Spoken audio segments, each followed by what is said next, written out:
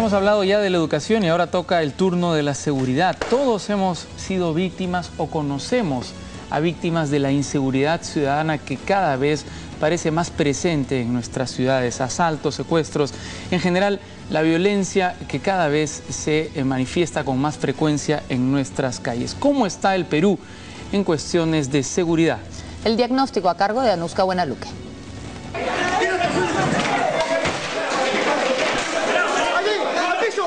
Cada vez hay más miedo, más delincuencia, más violencia y la gente desconfía más de la policía y el poder judicial.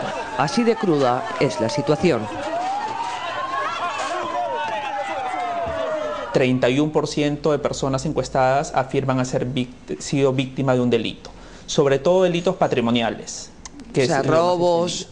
Sí, hurtos, robos, sustracción de bienes. Lo preocupante es que en los últimos años hay un mayor uso de la violencia en los delitos patrimoniales.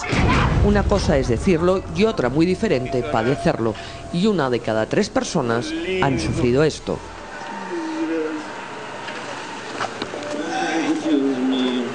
Hace solo unos instantes que el empresario arequipeño y su hija recibieron el ataque de una banda de marcas y ella permanece al lado de su padre, ya sin vida. Un joven de 30 años asesinado. Desenlace: 3 delincuentes libres. La seña más estremecedora que los peritos de criminalística observaron fue un profundo corte en la garganta por donde le habían sacado la lengua, simulando una corbata. 4 balazos terminaron con los sueños del próspero empresario. Este joven de 16 años fue acuchillado por otro menor de 14 años. De ahí que el Perú sea también el país de América donde sus ciudadanos tienen una mayor sensación de inseguridad.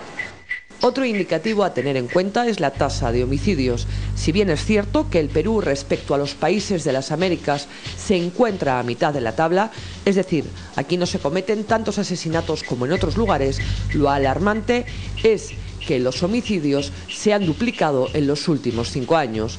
En el 2009 la tasa fue de 10 asesinatos por cada 100.000 habitantes. Este es el promedio nacional, pero hay regiones que están en alerta roja. Arequipa está a la cabeza con 30 asesinatos por cada 100.000 habitantes. Le sigue Moquegua con 25, Madre de Dios con 24 y Amazonas con 21 asesinatos por cada 100.000 habitantes. Todo esto según datos consolidados por la asociación civil Ciudad Nuestra. Y por si fuera poco, y según el Barómetro de las Américas, el 60% de la población desconfía de la policía y del poder judicial. Todos estos son indicadores procesados por asociaciones civiles y organismos internacionales, porque lo cierto es que aquí y ahora se está haciendo una política en materia de seguridad ciudadana absolutamente improvisada. En 10 años ha habido 12 ministros del Interior y otros tantos directores de la policía. Cada uno llega con sus planes bajo el brazo y sin ningún tipo de continuidad. Que es necesario institucionalizar la lucha contra el crimen y contra la inseguridad. ¿Usted cree que no está institucionalizado? No está institucionalizado, cada uno hace las cosas por su lado y eso es falta de institucionalidad. Por un lado los municipios, por otro lado los gobiernos regionales, por otro lado la policía, los serenazgos. Ahora todo el mundo se preocupa por la seguridad porque es un tema urgente. Estoy seguro que pasan las elecciones y le van a encargar a la policía mal formada, mal equipada, mal pagada, mal preparada, le van a encargar que resuelva. Estamos haciendo políticas de seguridad a ciegas. Desde hace 7 años está por implementarse un observatorio de la violencia en el Ministerio del Interior, en la Secretaría Técnica del CONASEC.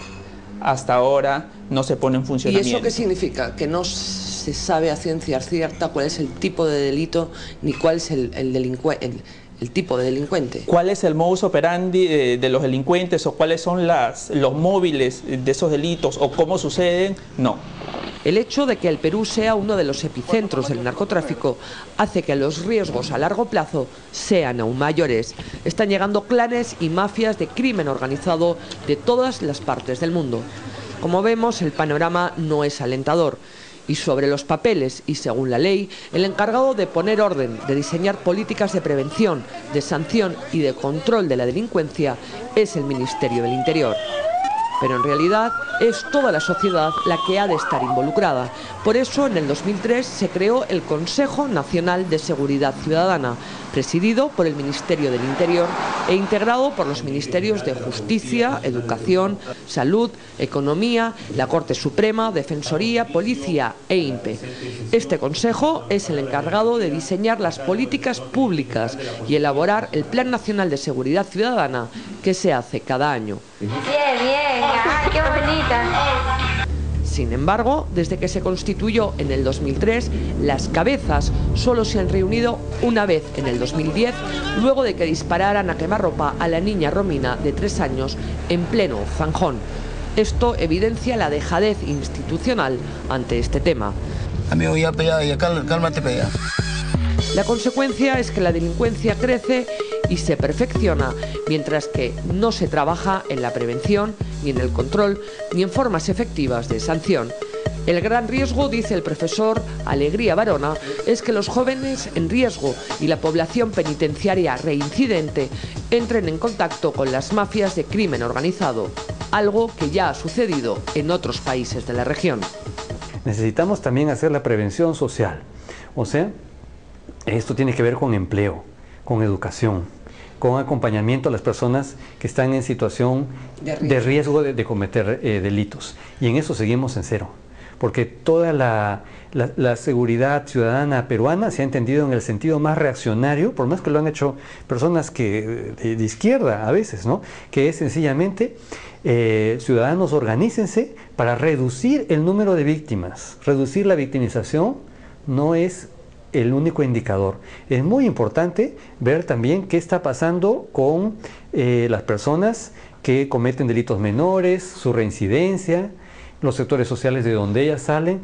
No se trabaja en prevención y además las cárceles, en vez de rehabilitar, se han convertido en fábricas de reincidentes. Sin embargo, en lo que sí se trabaja, pese a que no es la solución, es en sobrepoblar los penales. A principios de esta década la población penitenciaria era de 28.000 personas, ahora es de 45.000, lo que supone un incremento del 62%. Hay que tener en cuenta, además, que el Poder Judicial hace aguas por todos los lados: corrupción, lentitud. La delincuencia que más impacta en la población se produce en los mismos barrios populares, ¿no? Y está vinculada bastante directamente a la pobreza y al mal manejo de la población que ha estado ya vinculada de alguna forma al delito, o sea, reincidencia, ¿no? La cárcel se ha convertido en un medio de potenciación y desarrollo del delito y no hay un buen manejo de este problema. En el momento que yo fui director del Lurigancho teníamos casi 8.000 internos y solamente 3 abogados para ver sus problemas. Solamente teníamos 7 psicólogos para 8.000 internos y 10 o 12 asistentes sociales. Y en medio de esta marabunta todos miramos a la policía. Según estudios hechos por la Asociación Civil Ciudad Nuestra, el 60% de los ciudadanos no confían en esta institución y además la consideran la más corrupta. La ecuación es simple: a policía más corrupta, aumento del delito. Y a día de hoy hay más de 100.000 policías. Primero hay que decir que su distribución no es eficiente. Más del 10% se dedica a cuestiones administrativas y otros tantos están destinados a actividades que no les competen, como el cuidado de los penales. Hay provincias en el Perú que tienen un policía por cada 214 habitantes y otras que tienen un policía por cada 6.400 habitantes. Sí, han escuchado bien. Un policía por cada 6.400 habitantes. Pero el verdadero talón de Aquiles de la policía es su mala formación. En vez de trabajar en la necesaria reforma policial, se abren escuelas a granel para satisfacer la demanda de tener más efectivos en las calles.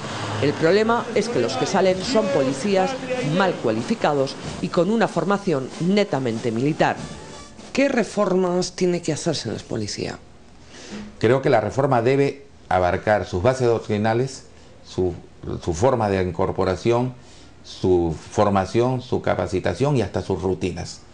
Todo eso tiene que reformarse, todo eso tiene que cambiarse. Hasta la rutina de los policías actuales resulta ser ya perversa, ya están acostumbrados a una rutina perversa de salir al servicio solamente para ver cómo agenciarse recursos más allá de sus remuneraciones. Si no tenemos una comisión del Congreso y no tenemos un amplio cuerpo de personal civil, profesionales, ¿no?, permanentes en el Ministerio del Interior, entonces que la policía se autogobierna, se autodiagnostica, ¿no?, acompañada por un par de políticos realmente muy aislados y una prensa que a veces es sensacionalista, perdón, pero eso es verdad. Pese a que es notoria la falta de recursos, también hay que destacar otro dato. El año pasado el Ministerio del Interior dejó de gastar 160 millones de dólares de su presupuesto por su incapacidad de gestión. Y el dato es que el 10% de las comisarías están declaradas por Defensa Civil en alto riesgo de colapsar. No se utilizó el dinero que se tenía. Algo parecido sucedió con el presupuesto del INPE. El desconocimiento real del problema, la falta de una política a largo plazo y la falta de decisión política para emprender grandes reformas hacen que cada día el Perú sea un país más peligroso. La seguridad, o mejor dicho, la inseguridad ciudadana es, después de la corrupción, lo que más preocupa y afecta a los ciudadanos, esos que en pocos días tienen que volver a elegir autoridades.